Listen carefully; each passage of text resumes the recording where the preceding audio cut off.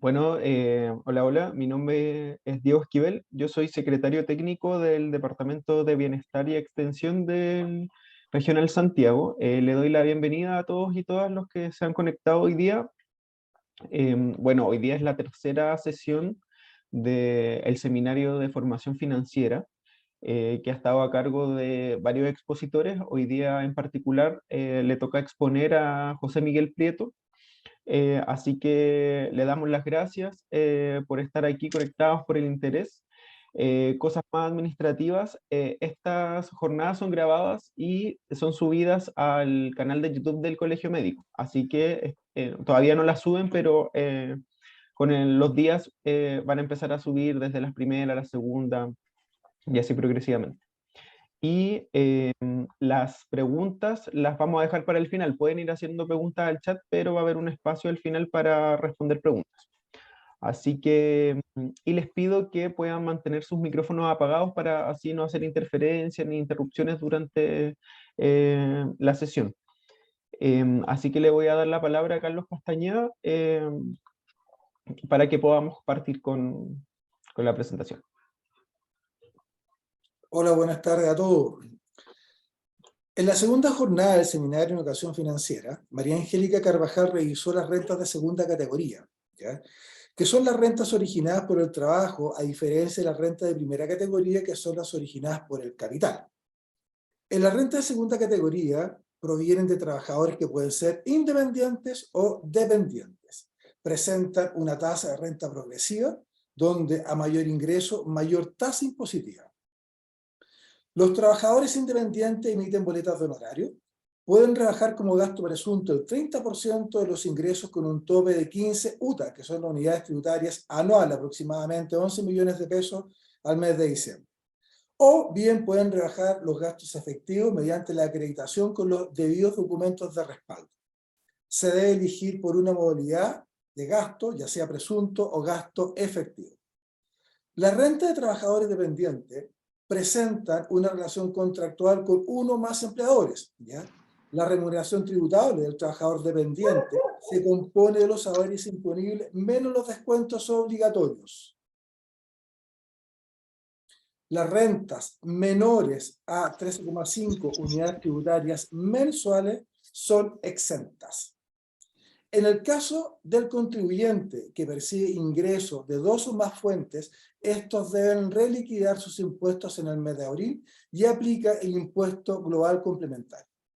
La reforma tributaria que grava los servicios con IVA a partir del 1 de enero del año 2023 considera la exención a las sociedades de profesionales que cumplan con los requisitos que sean profesionales afines y que los socios aporten trabajo. Hoy toca presentar a José Miguel Prieto, socio fundador de Prieto Tax and Legal. Es abogado tributario de la Universidad de los Andes, con magíster en Derecho de la Empresa y diplomado en Derecho Tributario. Trabajó como gerente de impuestos en Deloitte y líder del área de Derecho Tributario del estudio Guerrero y Olivo. Los dejo con José Miguel, que presenta reorganización del patrimonio familiar y sucesión. José Miguel, muchas gracias. Hola a todos, muchas gracias Carlos, muchas gracias Diego también, y primero que todo partir agradeciéndole a todos los doctores y doctoras aquí presentes, porque me imagino que han tenido una jornada extenuante, así que darse el tiempo de querer participar y tener el interés de escuchar un poco cómo se puede administrar el patrimonio familiar, es algo que se agradece. Tenemos aquí una presentación.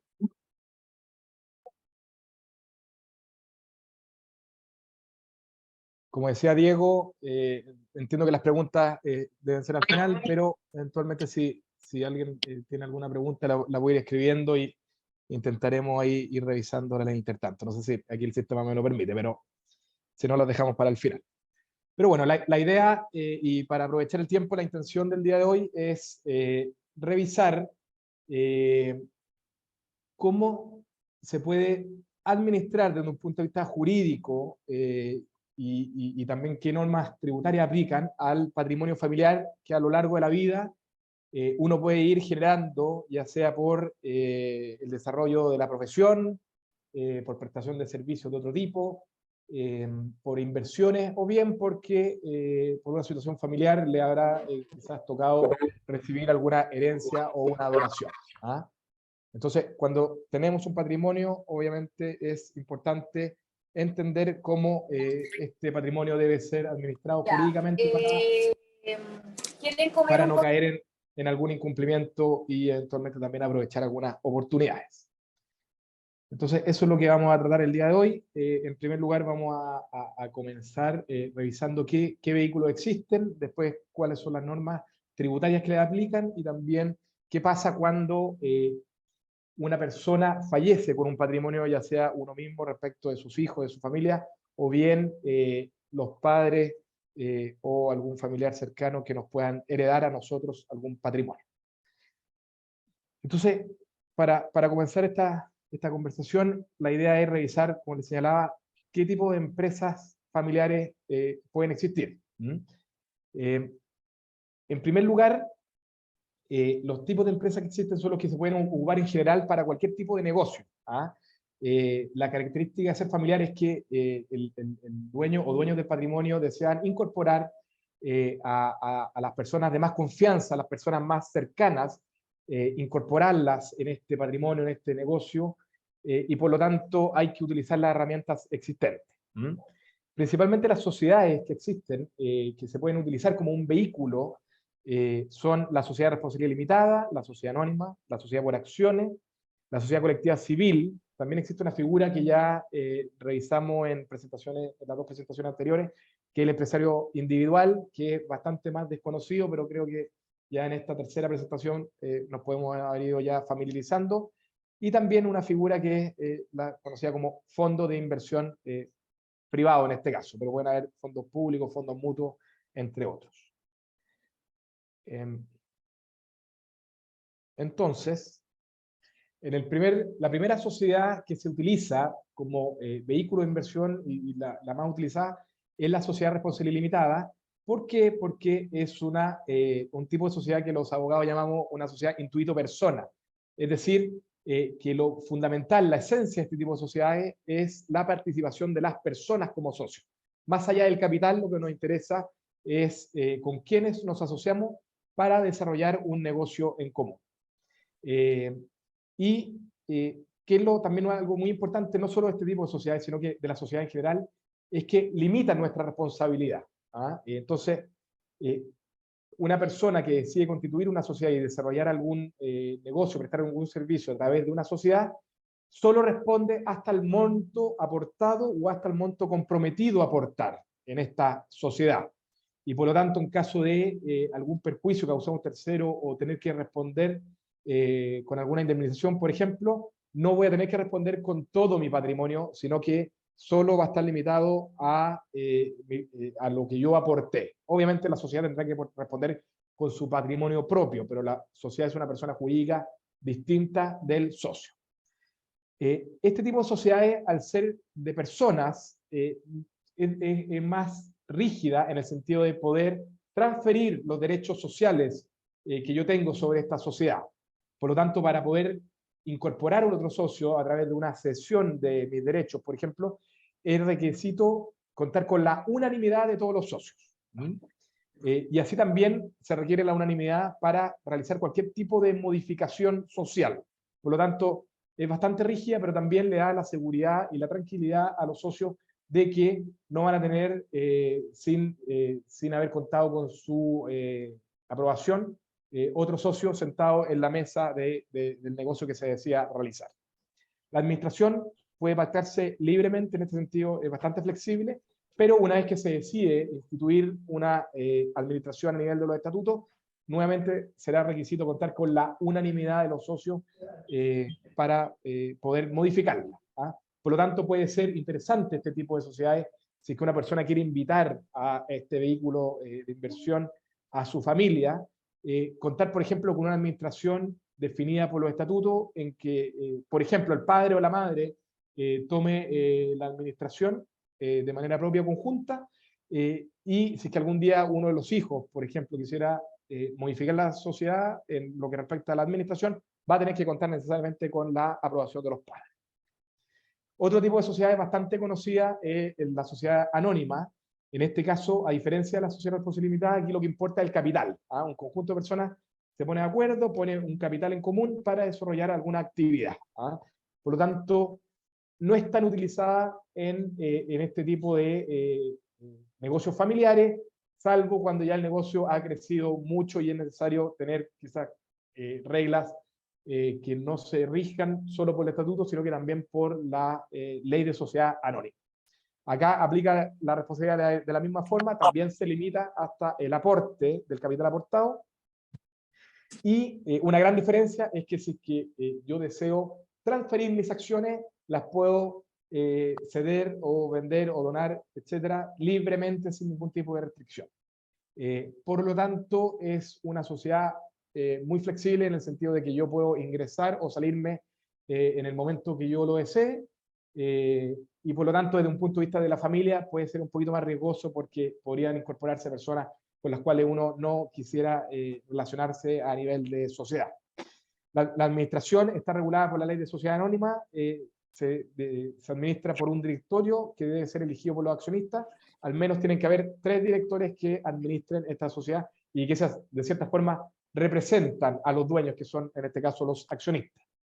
Si es que en la sociedad se genera un negocio rentable, se logra generar utilidades, estas utilidades se distribuyen y es lo que nosotros conocemos como la distribución de dividendos, que por regla general debe distribuirse según el número de acciones que yo tenga. Si una sociedad, por ejemplo, tiene 100 acciones y yo tengo 50, bueno, tendré que recibir el 50% de los dividendos. También en el año 2007 se creó un nuevo tipo de sociedad que es la sociedad por acciones. ¿Con qué fin? En primer lugar, porque la sociedad por definición requiere de al menos 2 o más socios o accionistas. Por eso es una sociedad. Sin embargo, hay muchas personas que decían, oye, pero yo quiero realizar este negocio de manera unipersonal, de manera individual, y por lo tanto el año 2007 se crea esta sociedad por acciones que permite tener solo un accionista. Obviamente puede tener más accionistas, pero esa es la excepción, que con un solo accionista puede existir. Y también, si bien en una sociedad de capital similar a una sociedad anónima, permite también una administración flexible, ya que se rige por sus estatutos. Y los estatutos uno puede redactarlo de la manera en que la voluntad acordada por los accionistas así lo acuerde. Entonces, podría administrarse por un directorio, pero también podría administrarse por administradores, por un administrador u de otra forma. Igual que las otras 2 sociedades anteriores, la responsabilidad queda limitada al monto del aporte o al monto comprometido. La venta de acciones de manera similar a la sociedad anónima Libertad Absoluta. Estas sociedades, obviamente, el objetivo es generar una ganancia. No son, a diferencia de una persona jurídica sin fines de lucro, como podría ser una corporación o una fundación, el objetivo de este tipo de empresas, de sociedades, es generar una ganancia, es generar un lucro para la sociedad en primer lugar y por lo tanto posteriormente para los dueños que debiesen recibir las utilidades o los dividendos. Y por lo tanto, al generar esta utilidad o dividendo, la ley, a través del Servicio de Impuesto Interno, busca también cobrar un impuesto a este tipo de negocios. Por lo tanto, el Estado también es un socio importante en este tipo de vehículos. ¿Cómo se tributa cuando uno decide realizar un negocio? En primer lugar, obviamente uno puede realizar un negocio como persona natural, puede invertir en cualquier tipo de empresa que así lo permita, puede prestar también servicios como persona natural, puede vender acciones, puede vender inmuebles, también puede, por ejemplo, efectuar un préstamo que le genere intereses. Todo eso va a generar rentas, va a generar ganancias en este caso a nivel de la persona natural. Y la persona natural, como sale acá, va a estar grabada, y ya también como hemos señalado en otras presentaciones, con el impuesto global complementario que aplica con tasas del 0 al 40%. Es un impuesto progresivo por tramos, va escalonado, mientras yo más recibo en el año, más alta va a ser la tasa que tenga que pagar, siempre del 0 al 40%. En el caso del dividendo hay una variable importante, ya que la empresa, como lo vamos a ver un poco más adelante, va a haber pagado un impuesto, y en Chile tenemos un sistema integrado en que somos las personas naturales las que pagamos los impuestos, pero las empresas de cierta forma nos anticipan ese pago de impuestos cuando generan utilidades. Por lo tanto, ese anticipo del impuesto puede ser utilizado como crédito a nivel de la persona natural si es que recibe un dividendo. Esto es importante. A veces cuando uno presta asesoría se encuentra con que muchas personas creen que los chilenos, las personas residentes en Chile, solo debemos tributar por las rentas que generamos en Chile, y eso es un error grueso, ya que las personas con residencia en Chile debemos tributar por nuestra fuente de renta mundial, por nuestra renta de fuente mundial, es decir, indiferente de que la utilidad o la ganancia o la renta se genere en Chile o en el exterior, debemos reconocerla en Chile y pagar el impuesto global complementario en este caso. ¿Ah? Si no lo hacemos por ignorancia o por error o por descuido, es delicado porque se cae en una figura de evasión, no obstante haya, bueno, evasión en el caso de que haya una intención de no reconocer esta utilidad, pero es un tema delicado, por lo tanto van a aplicar, el servicio va a ir de todas formas a intentar cobrar ese impuesto y va a aplicar los intereses, reajustes y multas que correspondan. Así que eso es importante que quede bien grabado. Las personas residentes y domiciliadas en Chile tributamos por renta de fuente mundial. Acá hay una excepción, si es que una persona, un extranjero llega a Chile a vivir, por los primeros 3 años solo tendrá que tributar por sus rentas de fuente chilena. ¿Ah? Si es que un médico, por ejemplo, un inversionista alemán viene a Chile a vivir, bueno, solo va a tener que tributar por su renta de fuente chilena. Las rentas que sigan originándose en Alemania por los primeros 3 años no van a tener que ser reconocidas. Y las personas naturales tributamos en base percibida, es decir, una vez que esa renta ingresa materialmente a nuestro patrimonio. Si es que nos deben esa plata, por mucho que tengamos derecho a exigirla, aún no debemos tributar. Mientras no nos paguen nuestra remuneración, nuestro sueldo, no hayamos recibido nuestro dividendo o el pago por la venta de algún activo, no debemos reconocerlo aún en nuestra base para el pago del impuesto a la renta. Como eso es lo más simple para invertir, obviamente como persona natural. Y aquí ya empezamos a quizás incorporar un poco más de complejidad a la inversión para darle un poquito más de estructura a lo que deseamos realizar. Entonces, en este caso, la persona natural que quiere realizar un negocio, quiere invertir, y una figura que ha sido creada por el Servicio de Impuestos Internos es que se organiza a través de una empresa que se llama empresario individual, es decir, no tiene más socios, no constituye una sociedad, es decir, una persona jurídica distinta de su persona, sino que mediante llevar una contabilidad como persona natural puede realizar un negocio. ¿Y esto qué le permite? Reconocer sus ingresos, pero también reconocer los gastos, los costos, los activos que pueda ir involucrando ese negocio, y por lo tanto, desde un punto de vista tributario, va a reconocer no la totalidad del ingreso, sino que va a poder reconocer la utilidad que le represente, que le refleje ese balance. Lo que permite, obviamente, hacer más eficiente ese negocio. Acá, en el caso de que haya que aplicar alguna responsabilidad respecto a este negocio porque ocurrió algo, hay una responsabilidad ilimitada. Acá no hay una persona jurídica, por lo tanto la persona natural va a tener que eventualmente responder por la totalidad de sus bienes. En este caso, si una empresa le distribuye un dividendo a esta contabilidad o empresario individual, genera el efecto de que no se paga aún el impuesto global complementario, ya que la utilidad está siendo recibida por una empresa y no por una persona natural. Por lo tanto, esa utilidad no paga impuesto aún, como dijimos, el impuesto global complementario, y la ley permite diferir el pago del impuesto final en la medida que esto se reinvierta en otros negocios. Es decir, la persona natural retira esa utilidad de esta contabilidad, de este registro, obviamente tendrá que ahí sí pagar el impuesto global complementario con tasa del 40%, con tasa de hasta, perdón, el 40% con derecho a descontar como crédito parte del impuesto pagado por la empresa. Este tipo de empresario individual tributa de manera similar a una empresa como lo veremos acá. Entonces, ya vimos que una persona natural puede prestar o realizar un negocio como persona natural, también como empresario individual, y obviamente también puede querer constituirse o constituir una persona jurídica distinta de él, principalmente, como les decía, para limitar la responsabilidad. En este caso puede ser una sociedad de responsabilidad limitada, una SPA, una SA u alguna otra. Principalmente estas son las tres más utilizadas. Todas este tipo de sociedades tributan de manera similar. Históricamente habían diferencias entre una sociedad de responsabilidad limitada y una sociedad anónima, y por lo tanto algunos empresarios o contribuyentes decidían por una u otra sociedad con el fin de pagar menos impuestos o hacer más eficiente la inversión.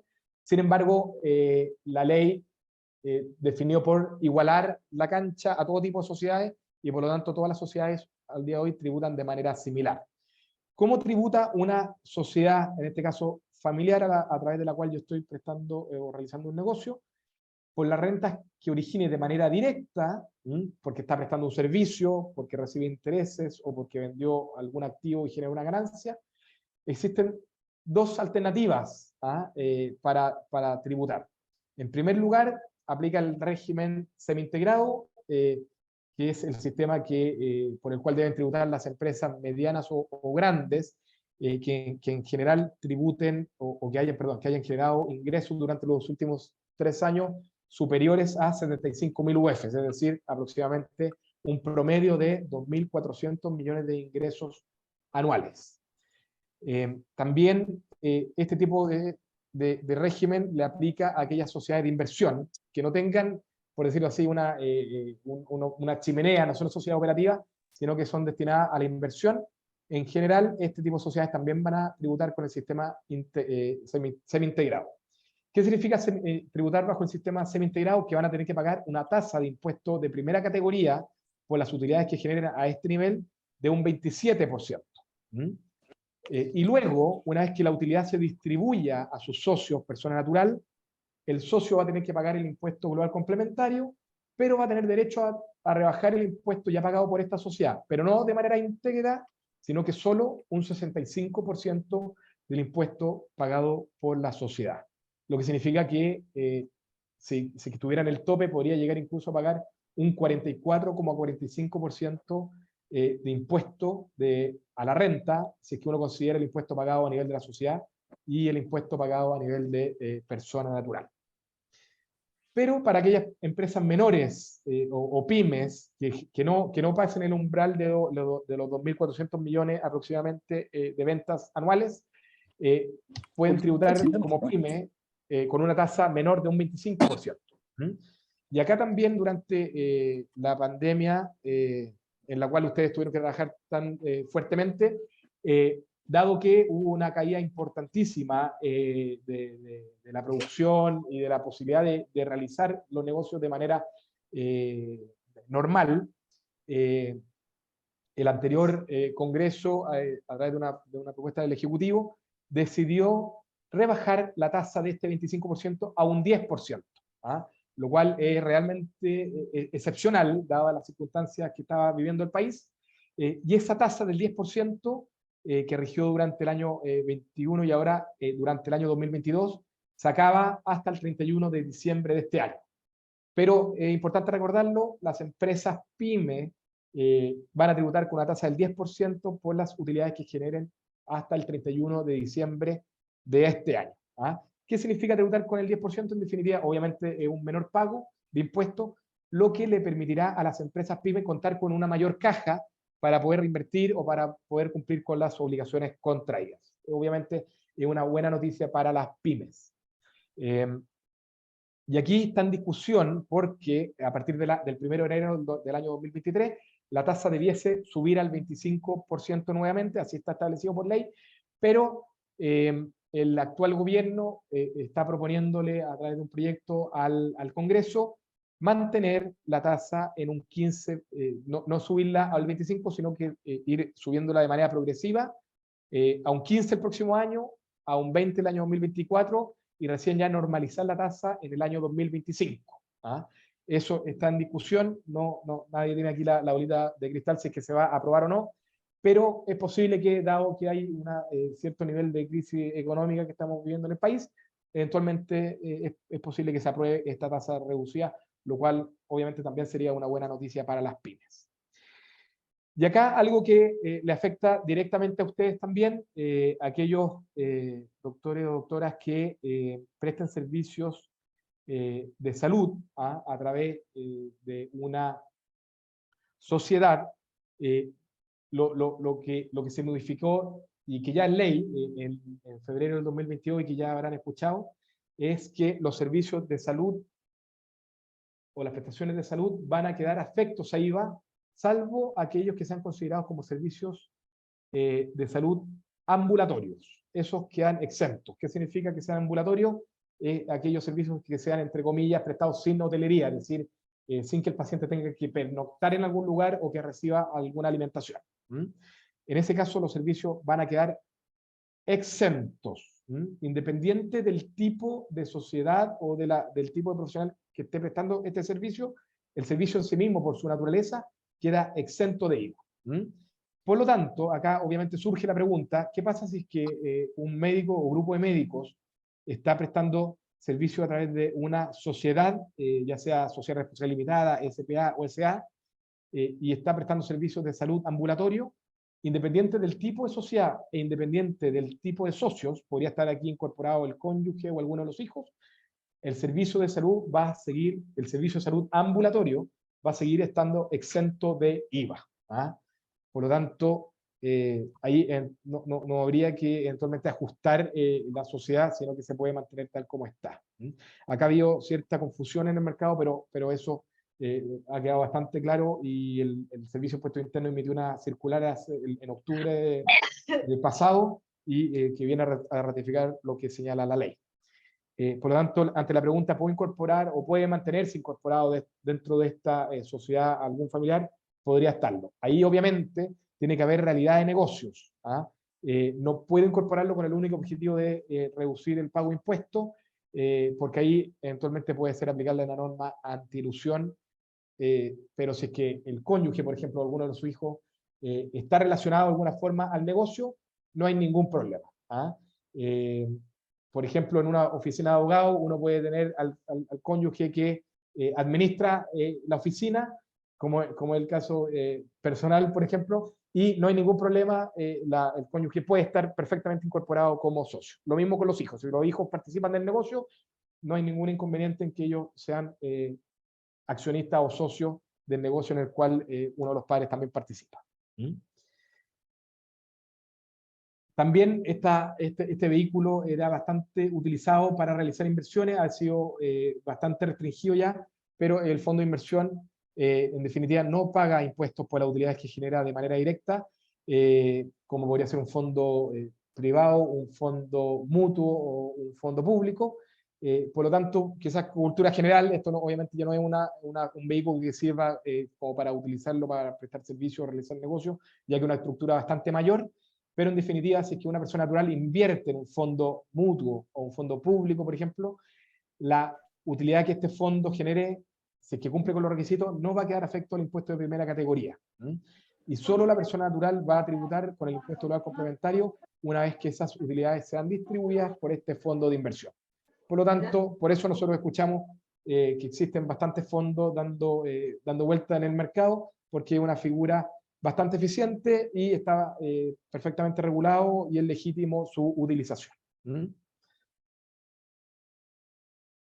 Eso respecto de los vehículos.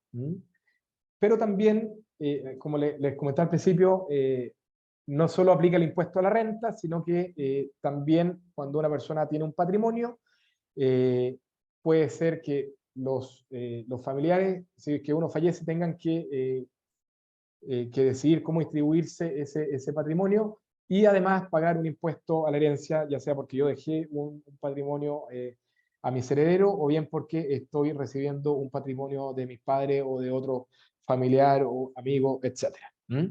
Entonces, esto también lo regula la ley de manera profunda. ¿Qué ¿Qué es lo primero que hay que pensar cuando una persona fallece? Es si es que dejó o no dejó testamento. Si es que una persona no dejó testamento, el que va a definir cómo deben ser distribuidos estos bienes que quedaron en herencia es la misma ley.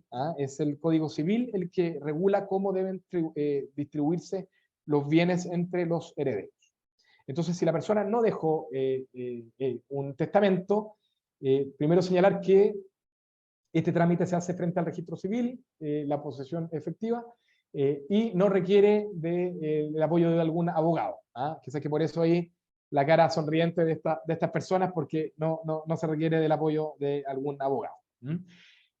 Y, como les decía, quienes se consideran como herederos es la ley la que los determina. Si es que no se dejó un testamento, en primer lugar, esa herencia va a ir a los hijos y al cónyuge o al conviviente civil que sobrevive. En este caso, el cónyuge o conviviente tendrá que recibir el doble de cada hijo. Eso es lo que señala la norma. Hay algunas excepciones, pero esa es la regla general. Si es que alguno de los hijos de la persona que fallece también falleció, esa herencia pasará, que le correspondería al hijo o a la hija, va a pasar a los nietos, o a los hijos del hijo que ya falleció. Y si no tienen descendientes, esta herencia pasa a los padres u otros ascendentes, es decir, a los padres de la persona que falleció y también al cónyuge o conviviente civil que aún no ha fallecido. Si es que no hay ni hijos, ni cónyuge, ni ascendente, es decir, padres o abuelos, ni nietos tampoco, ahí pasan a heredar los hermanos, y si es que alguno de los hermanos está fallecido, esa porción o el porcentaje de la herencia que le corresponde al hermano va a ser recibida por los sobrinos del causante, de la persona que falleció.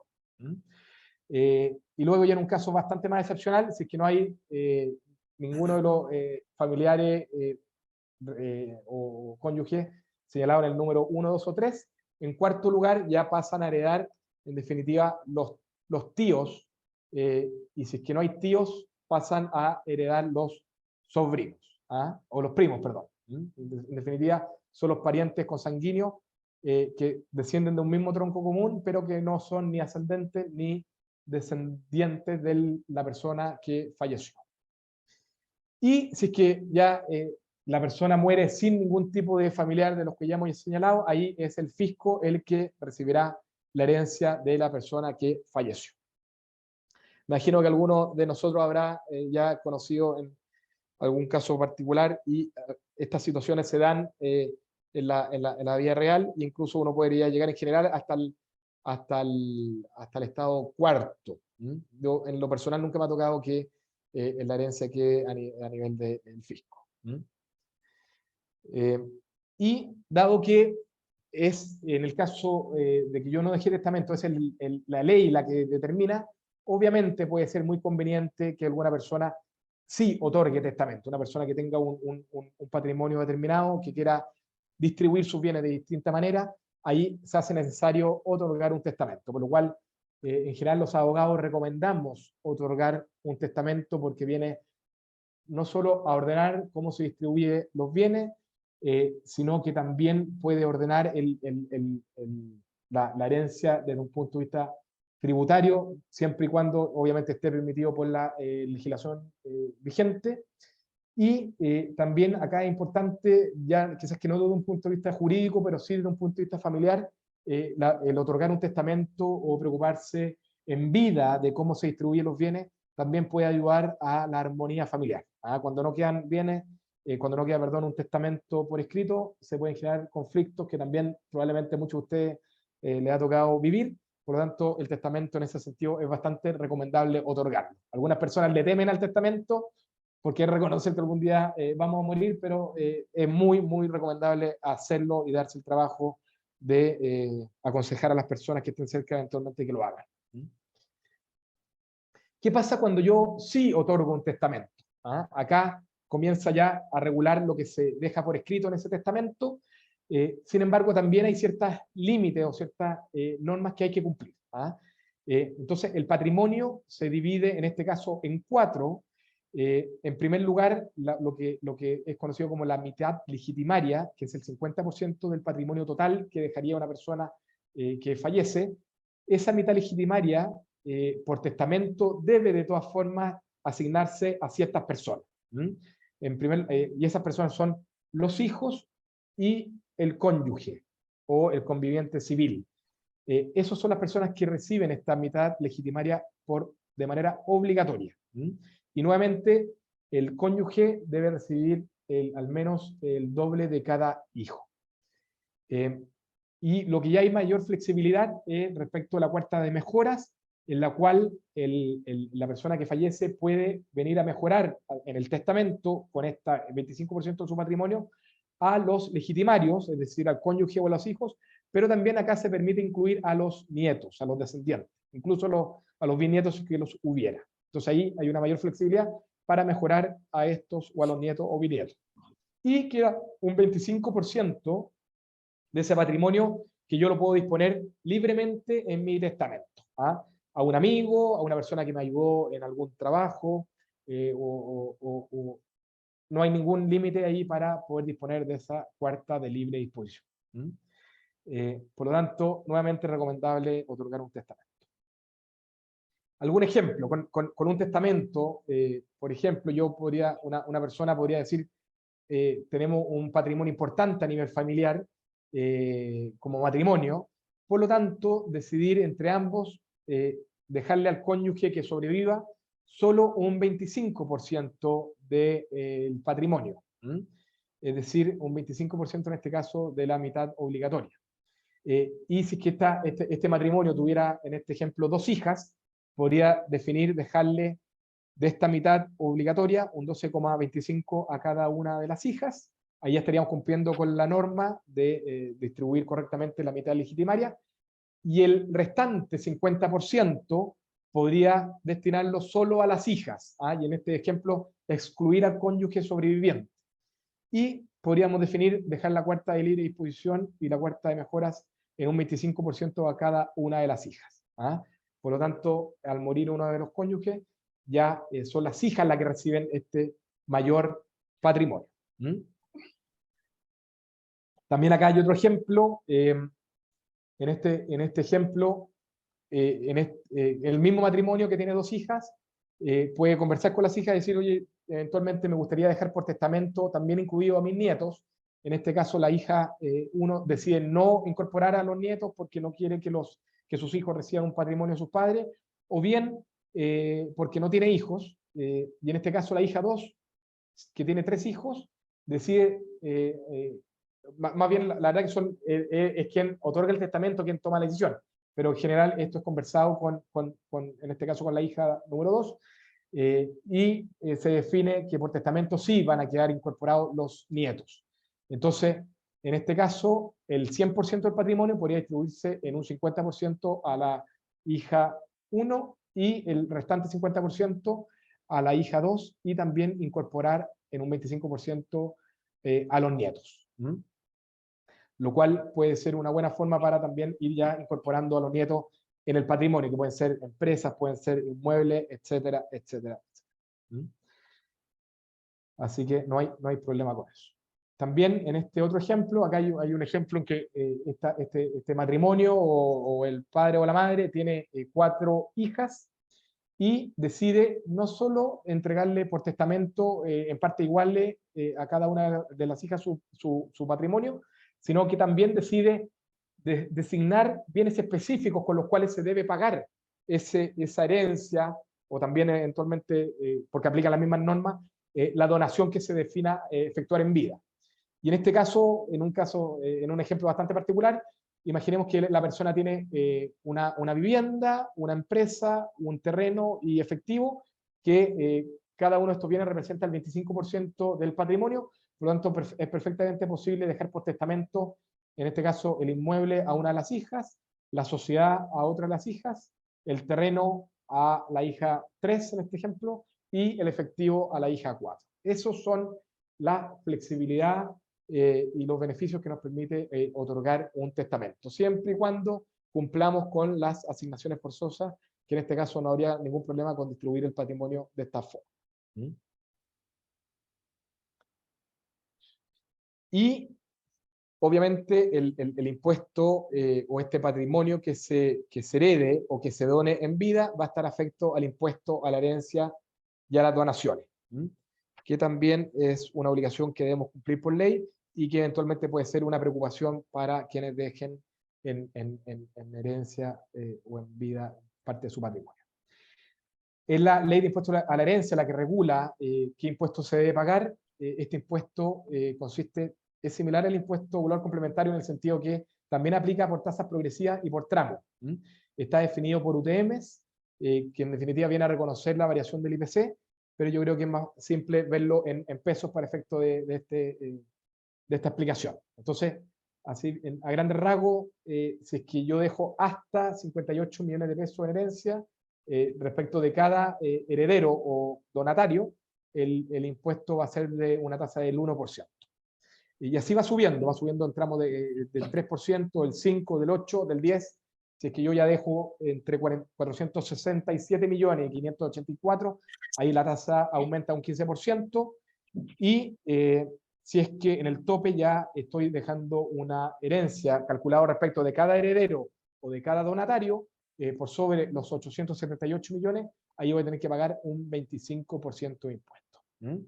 Este impuesto hay que declarar, cada contribuyente, cada heredero debe calcular el impuesto y declararlo en el Servicio de Impuestos Internos y pagarlo también en tesorería. Hay también algunos recargos, si es que el heredero o el donatario en mi cónyuge es ascendiente o está dentro de los hijos, no hay ningún recargo, pero si es que ya es un hermano, un medio hermano, sobrino, tío, sobrino, nieto u otro, de lo señalado acá, ahí hay un recargo de un 20%. Y si el pariente es aún más lejano o no tiene parentesco ninguno, hay de cierta forma, una sanción o un recargo de un 40% en ese impuesto a pagar. Acá también es importante señalar que en algunos casos en los que uno ve en la práctica, fallece una persona que en general se da esto quizás más en las pymes, en que están todos los huevos en la misma canasta, o sea, el patrimonio es una empresa y esa persona fallece, el patrimonio, por ejemplo, es de 1.000 millones de pesos, por lo tanto, en un cálculo también estimado, la familia va a tener que pagar eventualmente entre 100 a 200 y tantos millones de pesos. Bueno, no es fácil generar ese monto, por lo tanto, eventualmente va a ser necesario liquidar algunos bienes o retirar parte de la caja que hay en esa empresa. Por lo tanto, eso también es un hito importante a considerar, ya que le puede significar algún perjuicio para la empresa el hecho de que el padre o madre o alguno de los familiares fallezca, ya que eventualmente vamos a tener que dejar con un poco menos de liquidez a esa empresa. Por lo tanto, importante anticiparse. ¿Cuánto plazo tengo yo para pagar este impuesto como heredero o como donatario? Hay un plazo de 2 años, contado en este caso desde el fallecimiento o desde la donación. Uno puede ir al Servicio de Impuestos Internos y pedir pagar esto en 3 cuotas, para hacer un poquito más amable el pago de este impuesto.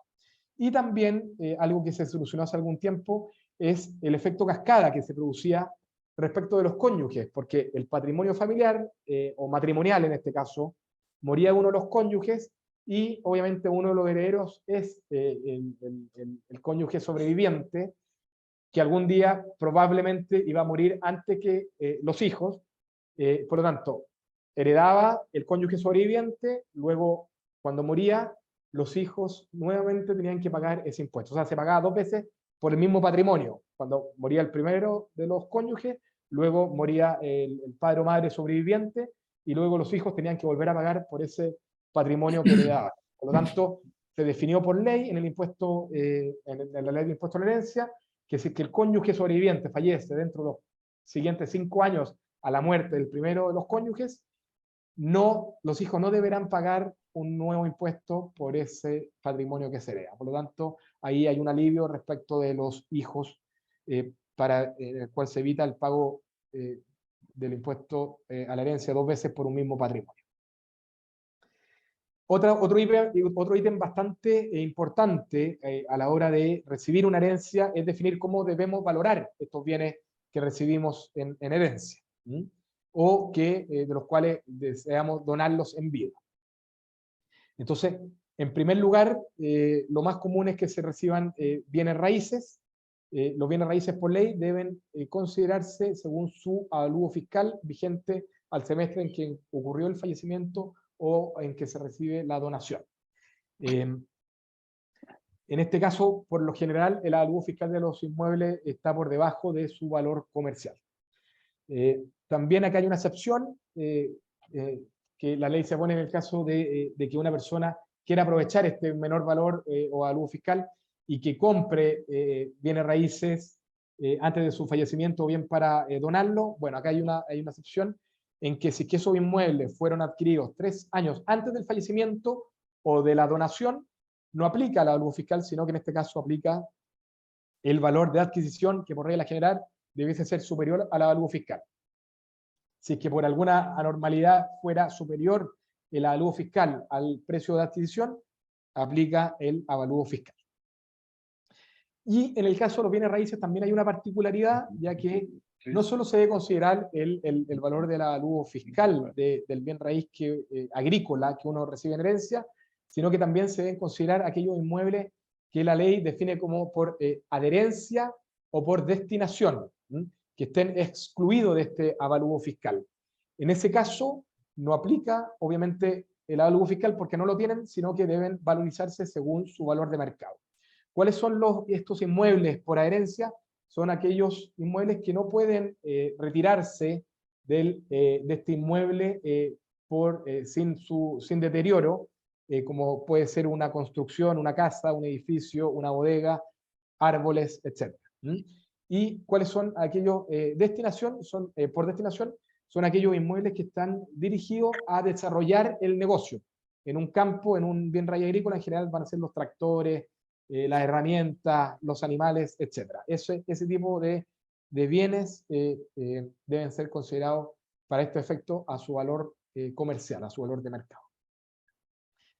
En el caso también de los bienes raíces hay una exención aquellos bienes raíces que se dejen en herencia o que se donen y que sean de FL2, es decir, que tengan no más de 140 metros y que estén destinados a destino habitacional, pueden entregarse o transmitirse en herencia o ser donados sin el pago del impuesto a la herencia.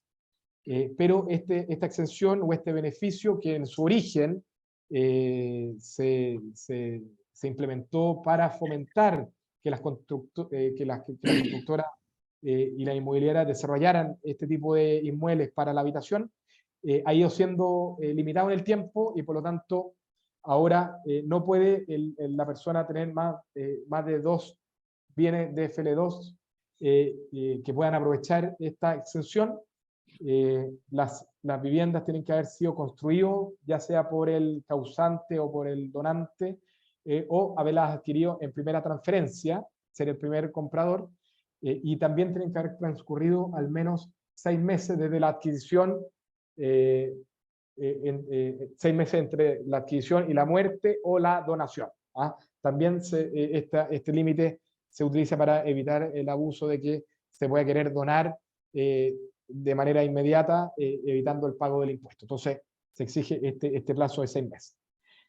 Como les decía, máximo 2 viviendas por titular. Y la reforma actual que se está presentando por este gobierno en el Congreso viene a eliminar esta exención a partir del año 2023. Es decir, que si es que se deroga esta norma, en definitiva, la herencia de FL2 o la donación de FL2 sí va a pagar el impuesto a la herencia de las donaciones. Si es que se va a aprobar o no, obviamente es algo que existe cierta incertidumbre de que se vaya a aprobar.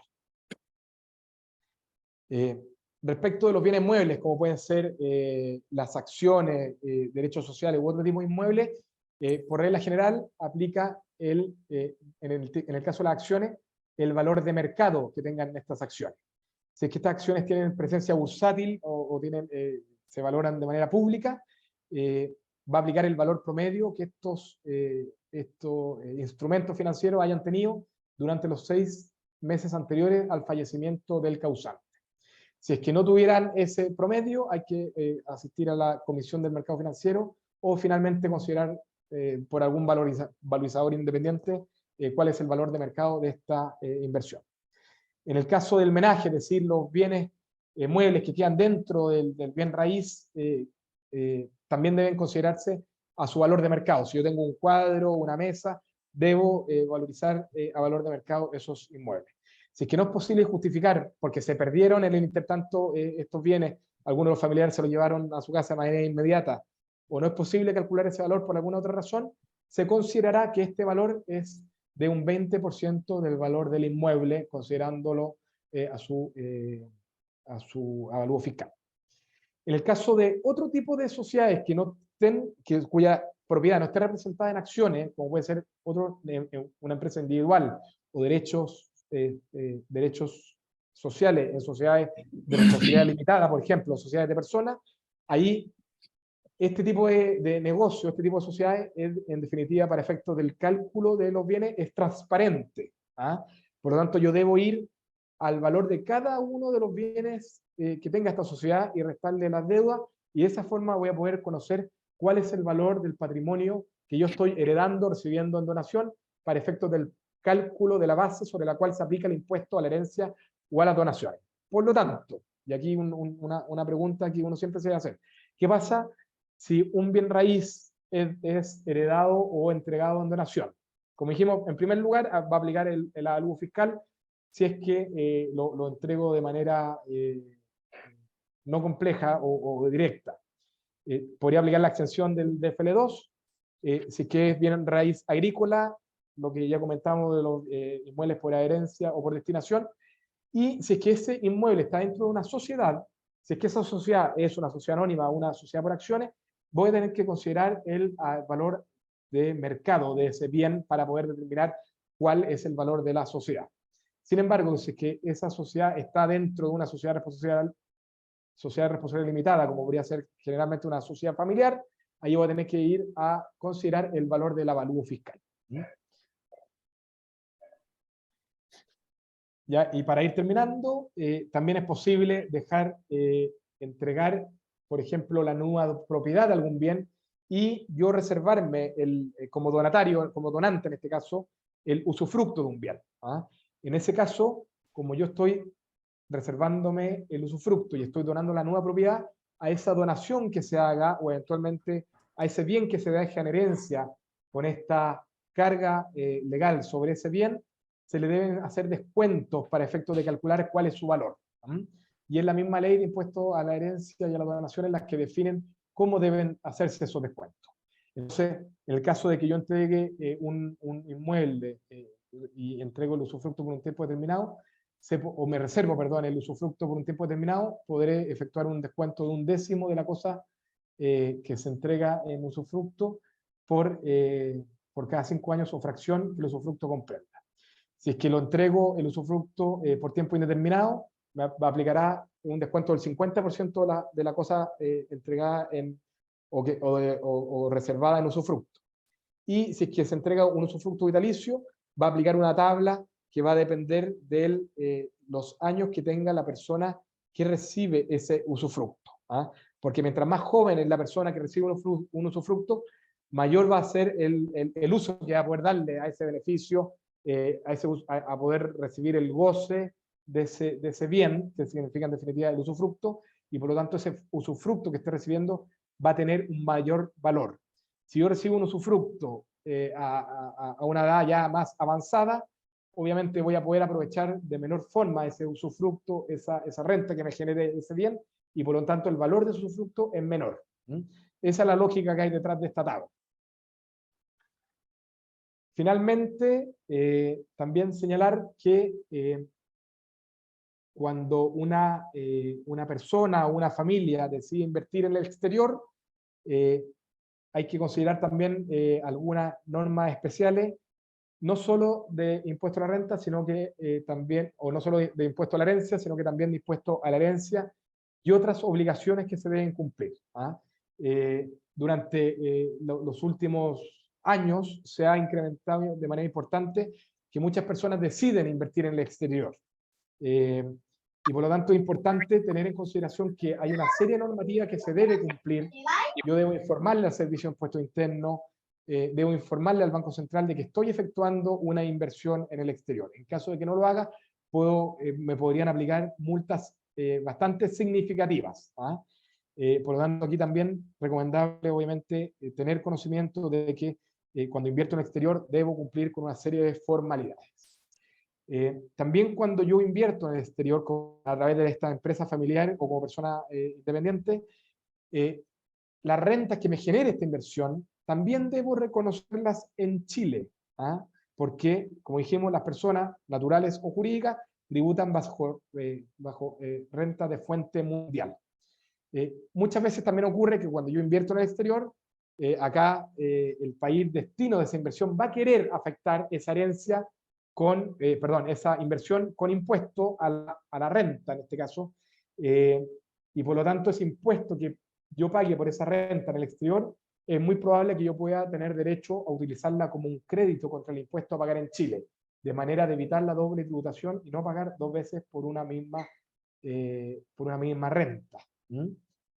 Si fuera así, si yo tuviera que tributar dos veces por una misma renta, posiblemente nadie decidiría invertir en el exterior, porque en definitiva toda la utilidad que se pueda generar de ese negocio va a ir destinada a impuestos. ¿Por qué? Porque, por ejemplo, si por la misma renta en Estados Unidos me aplica un impuesto del 30%, luego acá en Chile tengo que pagar un 40% adicional, de esos 100 que generé, voy a tener que quedarme en el bolsillo solo con 30 y 70 van a ir a manos del fisco de Estados Unidos y de Chile. Es por eso que existe este tipo de normativa que evita la doble tributación. Y volviendo al tema del impuesto a la herencia, respecto de estas inversiones en el exterior, también debo reconocer como heredero o como donatario ese patrimonio que queda en el exterior. También debe ser parte del cómputo para calcular la base sobre la cual va a aplicar el impuesto a la herencia o a las donaciones. Y en ese caso, también es muy importante tener presente que es posible que el país en el cual está ese patrimonio, distinto a Chile, también quiera aplicar un impuesto a la herencia. En el caso de Estados Unidos, por ejemplo, el impuesto a la herencia llega hasta un 40%. Y va a depender del Estado la tasa que me apliquen en definitiva. Entonces, una persona que decide invertir en Estados Unidos tiene que considerar que eventualmente, si es que no analiza bien la forma en la cual estructura la inversión en dicho país, puede ocurrir que esa herencia que está dejando a sus hijos o a su familia en el exterior, en este caso en Estados Unidos, le van a aplicar allá un 40% de impuesto cuando fallezca.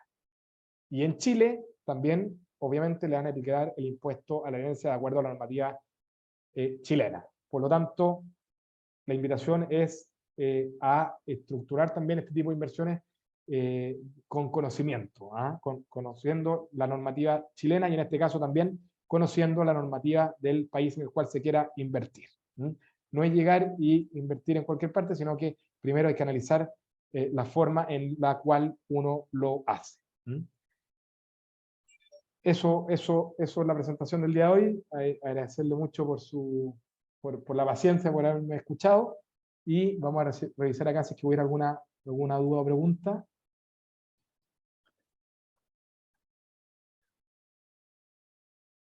Dice, gracias por la charla, una consulta. ¿Qué pasa con la herencia si el cónyuge sobreviviente tiene hijos fuera del matrimonio o no del matrimonio cuando éste fallece? ¿Estos hijos tocan herencia? Sí, ya no se hace distinción, alguna vez la norma lo hizo, pero indiferente. Los hijos hayan nacido dentro o fuera del matrimonio, van a heredar de la misma forma. Y ahí, bueno, creo que esa pregunta ya está contestada. ¿Qué pasa en la herencia por los bienes que están en el extranjero? Doble tributación, repetir lo mismo. O sea, ojo, efectivamente, esa herencia posiblemente va a depender del país, va a quedar afecta al impuesto a la herencia. Hay países que no consideran este impuesto. Por ejemplo, si yo invierto en Suiza o en Luxemburgo, ese tipo de países tienen en definitiva legislaciones tributarias que intentan atraer inversión y por lo tanto no aplican ese tipo de impuestos, pero en general la gran mayoría de los países sí aplica tanto el impuesto a la herencia y obviamente el impuesto a la renta. En el caso en el caso del impuesto a la renta, la forma de, como les decía, de evitar la doble tributación es aprovechando los créditos, o bien si hubiera un convenio para evitar la doble tributación, también eso puede ser aún más efectivo.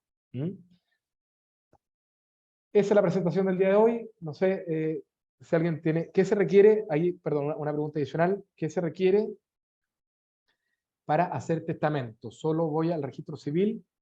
No. Para hacer un testamento es necesario contar con un notario,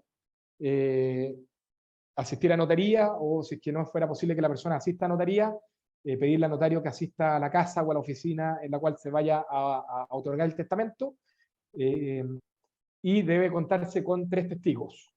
Y ahí el notario en la práctica va a tener que leer el testamento completo ante los 3 testigos, y luego se firma por los testigos, se firma por el testador y por el notario, y eso queda en notaría y también en un registro, en un registro público, no público, perdón, que se abre al momento de la herencia, que es salvaguardado por el registro civil.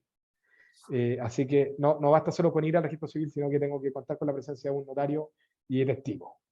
Podría otorgarse también sin notario ante 5 testigos, pero lo usual es que sea con la presencia de un notario, y también lo usual es que el testamento lo redacte alguna persona que entienda de este tipo de normativa. Obviamente probablemente va a ser un abogado, porque hay que respetar las normas que ya señalamos en esta presentación. ¿Qué ocurre si mi pareja muere y él o ella estaba casado y aún sin concluir el divorcio? En ese caso, si es que las personas están casadas, va a ser considerado cónyuge, y por lo tanto o conviviente civil, y por lo tanto también va a heredar.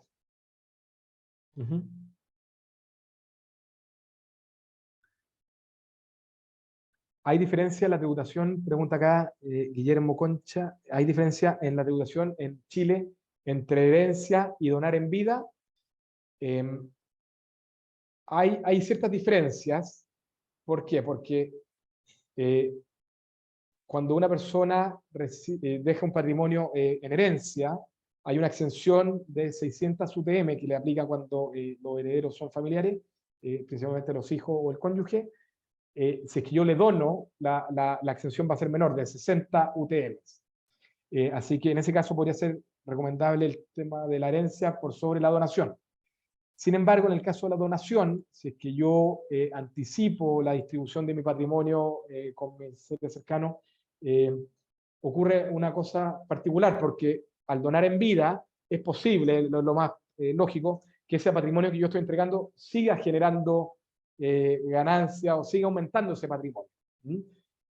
Por lo tanto, si es que yo dono, una vez que el donatario se hace dueño de ese patrimonio, toda esa ganancia va a formar parte ya no del donante, sino que del donatario. Por lo tanto, el día de mi muerte no va a formar parte de la masa hereditaria que yo dejo a mis herederos, por lo tanto mi patrimonio debiese tender a ser menor.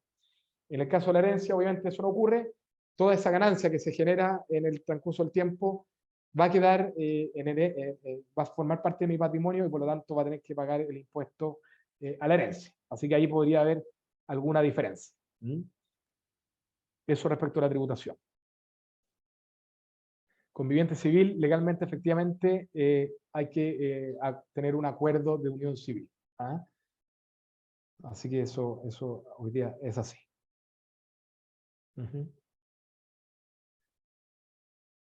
Bueno, si no hay más preguntas, nuevamente agradecerle muchísimo por su participación, y quedan invitados y disponibles si es que alguien tuviese alguna otra pregunta. Me imagino que ahí Diego tendrá nuestros datos, y encantado de poder responder alguna consulta o cuestión que puedan tener. Nada, agradecerles nuevamente y que tengan una muy buena tarde y a descansar. Bueno, muchas gracias, José Miguel, por la presentación. Dejo a Carlos ahí para que cierre entonces.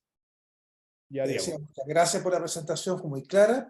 Y los dejo invitados para el próximo jueves 17 de noviembre con Luis Ibanco, quien va a presentar decisiones de inversión. Muchas gracias, ya que tenga un buen regreso a casa y nos vemos el próximo jueves. Súper, sí, muchas gracias Carlos, muchas gracias José Miguel.